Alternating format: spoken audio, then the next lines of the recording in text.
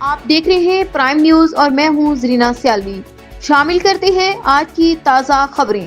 خوشاب سے ملک بھر میں 5 فروری کو یوم یکجہتی کشمیر منایا جا رہا ہے، جس میں مختلف سیاسی، مذہبی اور سماجی تنظیموں کی جانب سے ریلیوں اور سیمینارز کا انعقاد کیا جا رہا ہے۔ جماعت اسلامی ضلع خوشاب اور پاکستان کی مرکزی مسلم لیگ کے زیر اہتمام بھی کشمیریوں سے اظہار یکجہتی کے لیے ریلی کا انعقاد کیا گیا۔ ریلی کا آغاز دارالاسلام ٹرسٹ جوہر آباد سے بوجہ مختلف راستوں سے ہوتی ہوئی کلمہ چوک خوشاب میں اختتام پذیر ہوئی۔ اس موقع پر امیر جماعت اسلامی ضلع خوشاب حافظ فدا الرحمان نے خطاب کرتے ہوئے کہا کہ کشمیر پاکستان کی شہ رہ گیا اور ہم آخری سانس تک آزادی کی جنگ میں کشمیریوں کے ساتھ ہیں۔ انہوں نے کشمیریوں سے اظہار یکجہتی کو ایمان کا حصہ قرار دیا۔ پاکستان مرکزی مسلم لیگ کے رہنما شعیب احمد چیمہ نے اس موقع پر کہا کہ پاکستان کے 25 کروڑ عوام آزادی کشمیریوں کے صوبہ تک کشمیر بھائیوں کے ساتھ کھڑے ہیں۔ انہوں نے مزید کہا کہ ان صدیوں کا مقصد کشمیری عوام کے ساتھ یکجہتی کا اظہار، ان کی جدوجہد آزادی کی حمایت کرنا ہے۔